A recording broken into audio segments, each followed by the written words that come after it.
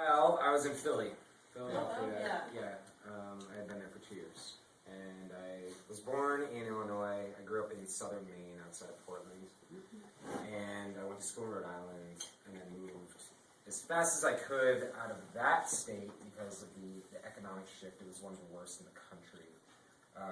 To Philadelphia, which wasn't so much better, but it was bigger. And I lived in North Philly, and far North Philly, where I was the extreme minority. And then I lived in a neighborhood called Fishtown, which was the opposite, where it was like all white people. And then I moved to this area in North Philly that was pretty close to downtown, and it was in a warehouse. And so I moved here. Can you tell us about your favorite part of the literary community that you experienced in Philadelphia? The top one? Yeah, so in Philly there is this group called Philly Sound, and they're fronted by two poets, Frank Sherlock and C.A. Conrad. I encourage you guys to check them out. They do a lot of weird mystical things, including somatic exercises where they're on the streets and they're interacting with the public. They don't confine themselves to one kind of venue or one kind of setting. They really like to experiment and play around. It's really a tight-knit community there, so at times it felt exclusive, but really it's a national community, so they invite people from all around the country to check them out, and I liked that. I thought that it was a really good introduction to poetics on a national level that isn't something you're studying in school. Isn't something that is archaic, that's from previous generations, from the 60s, 70s, 80s, 90s. It felt new and it felt now, and I got that. You feel like that's something you want to try and bring to Seattle? Yeah. Well, I don't really know Seattle that well yet, so I don't want to make the claim that it isn't here. I think that there have been a lot of surprising elements in the Seattle arts communities, and the poetry scene in general is obviously vibrant. There are events every week. There are multiple events every week, nightly, and I think I've seen a lot of national people here and international people here, and I've always felt like I needed to be a part of that, so I'll try to integrate into it. So what do you interview for us tonight? A little bit of this, a little bit of that. I have multiple projects all the time. I usually only read something once, and then I ditch it. Because I'm writing so much, and writing profusely, and I come from a background where it's spontaneous, it's instantaneous, it's automative, and it's exciting. And you always have to be changing your art. You always have to be looking at it new. And I still believe in the concept of old and new. A lot of people don't anymore, and I forgive them. But I believe that one project settles one moment, and then you move on to another project. That's kind of been my philosophy, my aesthetic philosophy, for a while now. Ever since I studied Dadaists, Surrealists, and then more recently the Fluxus movement that was going on in the 80s and 90s, and then a bunch of recent kind of protest movements that have incorporated art into their work. So I will just give the floor to you, and we'll see what happens. Thanks so much for having me. Okay. Who here has seen a mosquito in this building? Right now, today? Oh, no. Okay. Good. This would not have worked otherwise.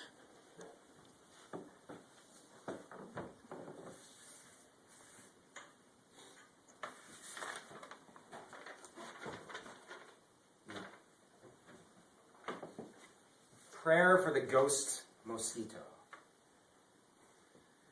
Not even a single mosquito, no wings to transport it to an arm of soft, hairy tissue.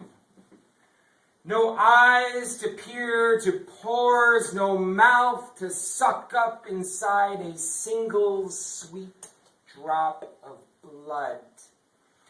Not even a reason to raise the energy, to raise the hand, to swat and smack the air, to notice it. A being dart between space and periphery. Now, before I get selfish and read all my shit, who has a glass here? Anybody? Okay, cool. So you all notice there are these amazing little notes on here, right? Let's start and just read them in sequence. So raise your glass and I'll just point to y'all and you'll proceed to read them. Teresa, would you like to start? Do with me as you please. And is that your nose? Why did you put that on? I'll help you get naked.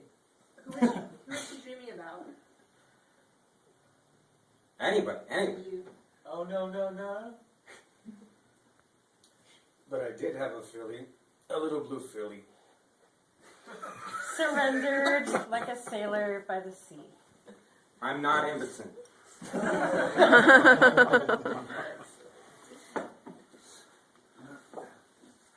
When I moved here, I realized that this city is very spread out. It's spread out more so than Philadelphia, which is 3 times the size of it. And therefore, this being a city of neighborhoods and Philadelphia being a city of neighborhoods means 2 completely different things. To travel from one neighborhood here to another neighborhood like Ballard is a challenge with public transit. And I come from Philadelphia, where it's not a challenge. It would take a third of the time to go from one side of the city to the exact polar opposite. And so when I moved here, I started doing poems very traditionally because my mind was very in this very transitory mode.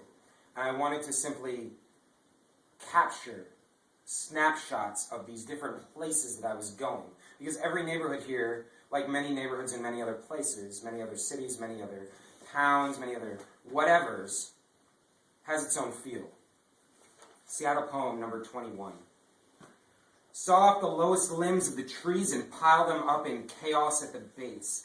Tear off the wheels of their newest car and belt them into the 4 clean seats. Rub off the layers of mold and bottle it up, then take routine huffs to inspire sickness.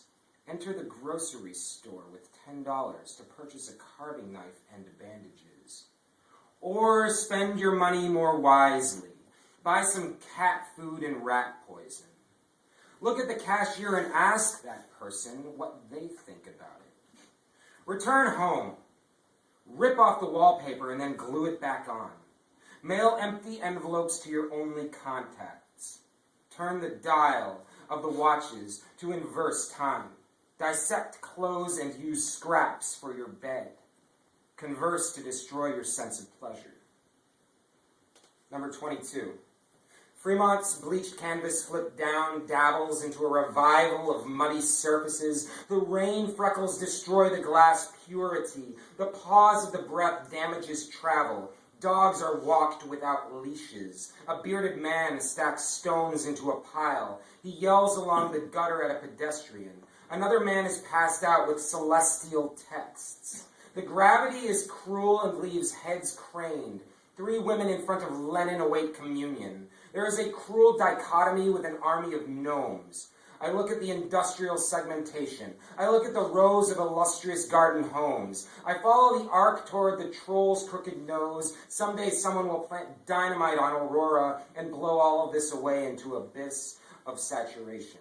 Number 23, been stumped, Madison Thruway, got my fare in a pouch, a damp dimple waiting to ooze and breathe, bedding motion, a time to secure flesh.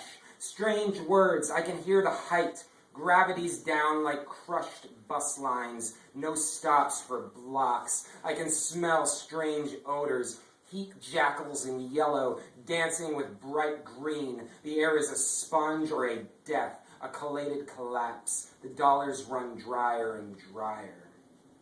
Number 24. Hearts are flown into the screens with a smattering of splatter. Tell them you are relieved that you won't be back before it ends. The electrical fences we move our bodies into give off those sparks. Down on the highway, a strange hybrid of currencies rotates. The palms are neither of bark nor skin in this urban evening. A brake is tapped lightly, and eventually there is the release. Certain people smile from certain places, and it is different now, here. They have taken their obnoxious clothing out to advertise. It is shocking to think that the watermarks can be seen in stretches when the lighting is so poor and the bulbs are so long gone. They are smiling, clutching their greasy chicken legs to mouths. I am wailing away toward outlets in the walls, waiting for the vibration. Stories below it, you can see the support beams in the structure. Everything is lit up in that disgusting orange death lighting, light pollution. It is worth more to think about this than experience this around here, and now they are jaywalking and cracking open aluminum cans. The tabs have been ripped off and pressure applied. The smiles are all sticky with soda and sugar and water and stains. A place exists where the laziest folks go, and they call it home. Number 25. No number 25. Number 26, in a land of lack of wishing wells, near the programmer's studio, in the crease of the storage closet, rests an enormous costumes candor. I'm slushing around with a corn chip inside of a lucky mango salsa bowl, looking for the last generation's best eyes and finding only empty socket prayers.